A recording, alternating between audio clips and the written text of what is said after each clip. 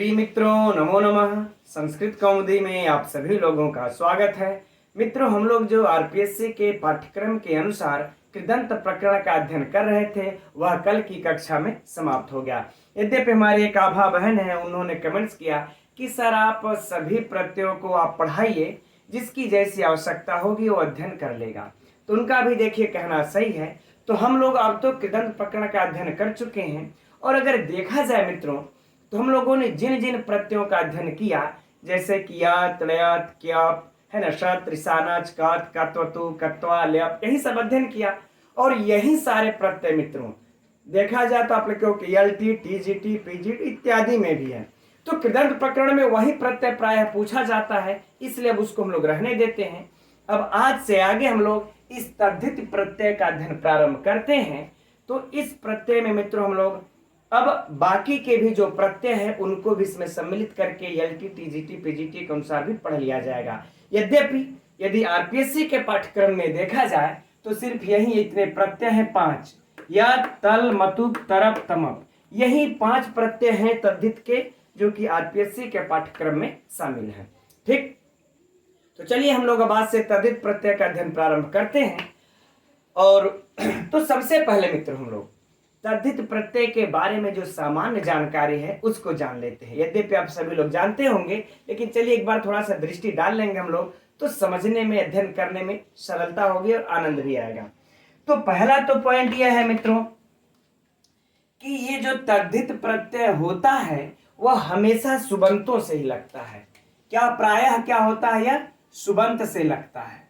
ठीक, यानी सुप जिसके अंत में हो सुबंत से ही लगता है, यह प्रातिपदिक इत्यादि से नहीं लगता, इतना याद रखिएगा। ठीक, सुबंत से लगता है। आगे बातें समझ में। अब आगे बढ़ते हैं। इसमें एक चीज और हम लोगों को ध्यान देना होगा मित्रों, दूसरा कि कृत तद्धित समाने की जितने भी तद्धित प्रत्ययांत शब्द होते हैं उनकी जो है कृत तद्धित समासाश्च सूत्र से प्रातिपदिक संज्ञा हो जाती है ना। कृत तद्धित समासाश्च सूत्र से प्रातिपदिक संज्ञा,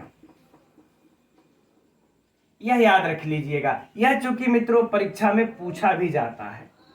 राइट, फिर से समझ लीजिए कि तद्धित प्रत्ययांत शब्दों की कृत तद्धित समासाश्च सूत्र से उनकी प्रातिपदिक संज्ञा हो जाती है। राइट, है ना। चलिए अब देखिए, और चलिए अच्छा, वो सिद्धि में एक बात है, जैसे सुपो धातु से प्रातिपदिक से जो लोप होता है उसको हम लोग सिद्धि में देख लेंगे। अब इसमें बात आती है मित्रों कि नीत, ऋत और कित, यह जो 3 बातें हैं, एक तो नित होगा और दूसरा होगा ऋत होगा और तीसरा होगा कित।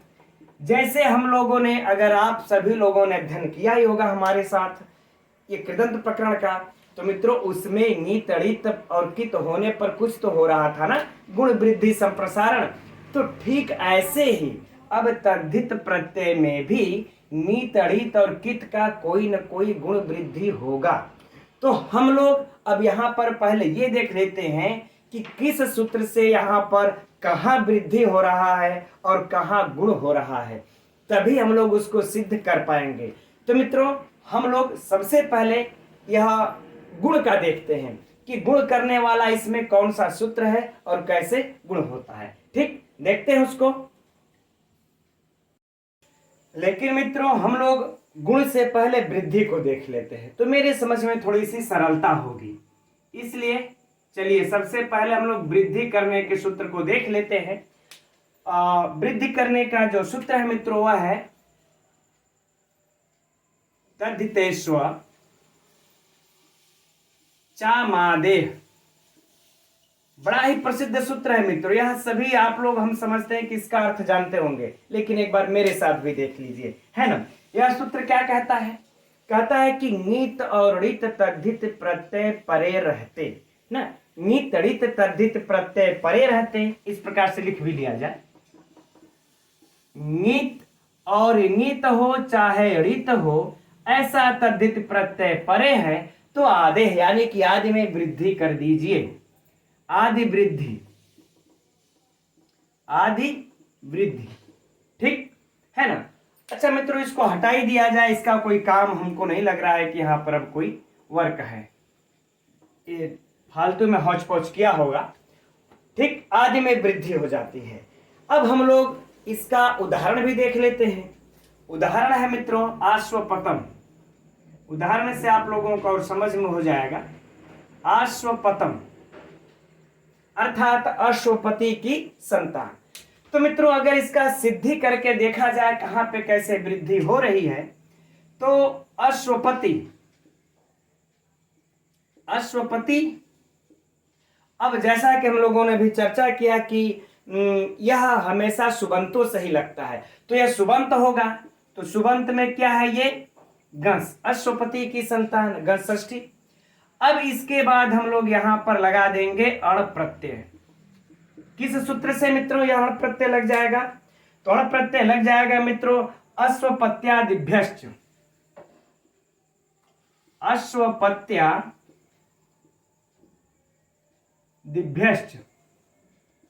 ठीक है ना। अश्वपत्यादिभ्यश्च से यहां पर हम लोग गण प्रत्यय कर लिए। तो अब यहां पर देखिए इस गस का सुपो धातु प्रातिपदिकों से लोप हो जाएगा और ण की फिर इत्संज्ञक से इत्संगर होकर के तस्य लोपा से लोप होकर के हम लोगों को प्राप्त क्या होगा, अश्वपति धन अण, यह प्राप्त होगा। सिंपल सी बात है ना। अरे अप्राप्त हो जाएगा, है ना। अब हम लोग देखिए यहां पर ड़ इत हो गया ना, तो यह ऋत प्रत्यय परे हो गया। इंगित नहीं, ऋत प्रत्यय परे हो गया। तो अब हम लोगों को इसको आदि वृद्धि कर देना चाहिए इस सूत्र के अनुसार। किस सूत्र के अनुसार मित्रों, तद्धितेष्वचामादेः सूत्र से, एकदम नोट कर लीजिए। तद्धितेष्वचामादेः सूत्र से क्या हो गया, आदि वृद्धि, आदि वृद्धि। तो वृद्धि करके क्या हो जाएगा मित्रों, यहां पर वह रहेगा आश्वपति, आश्वपति धन अ। ठीक, यद्यपि मित्रों यह अण प्रत्यय तो आरपीएससी के सिलेबस में है नहीं, लेकिन हम लोगों के एलटी टीजीटी के सिलेबस में है। तो चलिए इसके पूर्ण सिद्धि को देख ही लेते हैं। लेकिन यहाँ तो हम लोगों का जो मुख्य मुद्दा था अभी यहाँ पर समझना कि इस तद्धितेष्वचामादेः सूत्र से ङित ऋत प्रत्यय परे रहते कैसे वृद्धि होती है, तो हम लोगों ने देख लिया। लेकिन महत्वपूर्ण है, इसलिए इसकी पूरी सिद्धि को भी लगे हाथ देख लेते हैं। तो अब देखा जाए यहां पर कि एक और सूत्र मित्रों यहां पर लगता है यशेति च। कौन सा सूत्र लग जाता है, यशेति च, यशेति च। यह सूत्र क्या कहता है, इसके ई का लोप है ना, ई का लोप। लेकिन कंडीशन क्या रखता है, थोड़ी सी यहां पर कंडीशन की भी चर्चा कर लेते हैं। कहता है कि जो है कि यहां पर भसंज्ञक के इकार और उकार का लोप हो, इकार और उकार का लोप हो, तद्धित प्रत्यय परे रहते, तद्धित प्रत्यय परे रहते। तब मित्रों ये तो तद्धित प्रत्यय है, क्लियर हो गया। अब लेकिन यह कहता है यह सीतिच कि भसंज्ञक इकार और उकार का लोप हो, तो यह भसंज्ञक होगा तभी तो इसके इकार का लोप होगा, नहीं तो नहीं लोप होगा। तो इसकी भसंज्ञा होना जरूरी है, तभी इस भसंज्ञक का इस लोप हो पाएगा, इसके इकार का। तो प्रश्न उठता है ना कि यार भसंज्ञा तब किसको कहते हैं, तो हम लोग अब भसंज्ञा जान लिया जाए। मित्रों यद्यपि इसकी चर्चा पहले हो चुकी है समास प्रकरण में कई बार, तो इसके लिए सूत्र आ जाता है मित्रों यचि भम। यह सूत्र क्या कहता है, कहता है कि या तो यकार आदि या फिर कहते हैं कि अचादि या फिर अचादि, है ना, दोनों यकार आदि हो चाहे अचादि प्रत्यय हो, यदि ऐसा तद्धित प्रत्यय, अरे ऐसा प्रत्यय यदि पर में होता है तो पूर्व वाले शब्द समुदाय की भ संज्ञा हो जाती है। फिर से समझिए, लेकिन एक कंडीशन कहते हैं कि सर्वनाम स्थान संज्ञक को छोड़ करके, अर्थात जो 5 ठो है उनको छोड़ करके सुअवजस समौट को, छोड़ करके यकार आदि अचादि प्रत्यय यदि पर में हो तो पूर्व वाले शब्द समुदाय की भ संज्ञा है। तो मित्रों यहाँ पर यकार आदि तो नहीं है, लेकिन अचादि तो है ना, अच तो है ना इसमें, तो इस वाले पूर्व वाले शब्द समुदाय की भ संज्ञा, राइट।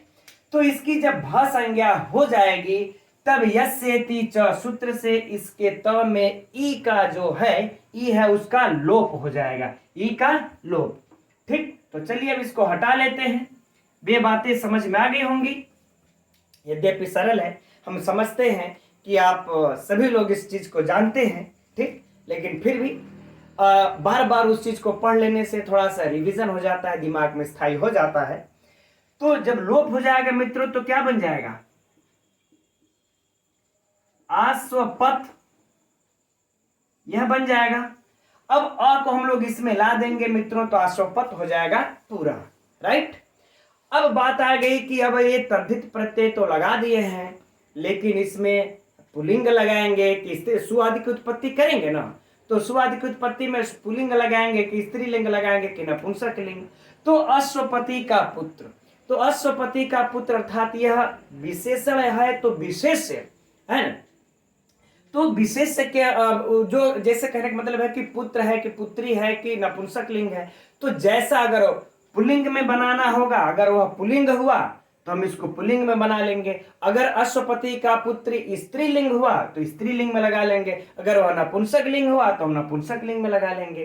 तो चलिए अब यहां पर पहले हम लोग पुल्लिंग बना लेते हैं, तो सु आदि की उत्पत्ति कर लेंगे मित्रों पुल्लिंग में। तो जैसे ही सुआदि की उत्पत्ति कर लेंगे, बाकी की आगे की प्रक्रिया आप लोग जानते हैं, रुत्व विसर्ग होकर के अश्वपतः बन गया, अश्वपति की संतान, ठीक। और मान लेते हैं वह अश्वपति की संतान यदि नपुंसक लिंग में हो गया तब, तो इसी सु को औ करके सु को अमी पूर्वा से सु को अम आदेश करके तो हमसे अमी पूर्वा से पूर्व रूप करके क्या बना लेंगे मित्रों, अश्वपतम,